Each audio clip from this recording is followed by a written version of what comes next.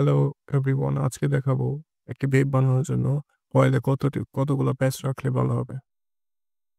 ভেপ বানানোর সময় কয়েলে যদি প্যাচ অতিরিক্ত কম দেওয়া হয়, যদি বেশি কম দেওয়া হয় তাহলে কিন্তু ব্যাটারি নষ্ট হয়ে যেতে পারে। আবার কয়েলে যদি প্যাচ অনেক বেশি দেওয়া হয় তাহলে কিন্তু কয়েলটি হিট হবে না, যার কারণে ভেপ ভালো হবে না।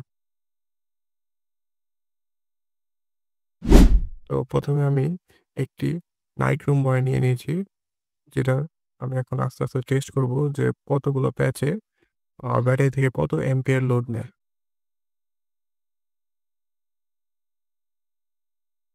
নাইট্রোমোয়ারটি একেবারে অনেকগুলো প্যাচের পর দেখতেছি যে প্রায় ১ অ্যাম্পিয়ারের মতো লোড নিচ্ছে।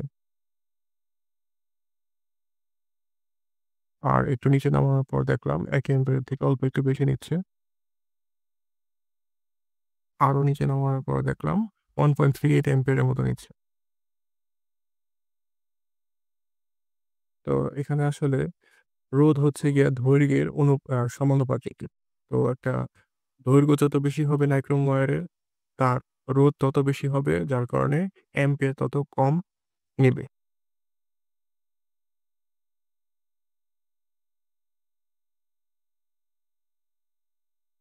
নাইক্রোম ওয়্যার হিটের জন্য, গরম হওয়ার জন্য মোটামুটি ব্যাটারি থেকে ২ অ্যাম্পিয়ারের কিছু বেশি আ কারেন্ট নিলেই হয়। সেজন্য নাইক্রোম ওয়্যারের মোটামুটি ৪ টার মতো প্যাচ নিলেই সেটা কিন্তু ব্যাটারি থেকে ২ অ্যাম্পিয়ারের মতো লোড নিবে।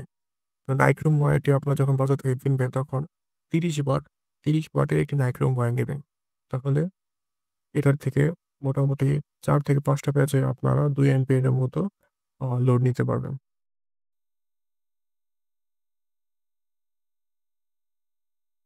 আমরা সাধারণত অনেক ইউটিউবের ভিডিওতে দেখি যে নাইক্রোম ওয়্যারের প্যাচটা কম দিতে বলে, কম দিলে ব্যাটারি নষ্ট হয়ে যাবে। আসলে বিষয়টা পুরোপুরি উল্টা। প্যাচ যত বেশি দিবেন, ব্যাটারি থেকে লোড তত কম দিবে, তত কম কারেন্ট খাবে। প্যাচ যত কম দিবেন, উল্টা আরো অনেক বেশি কারেন্ট নেবে।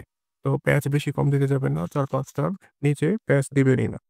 ৪-৫ টা ৪-৫ টা প্যাচই রাখবেন।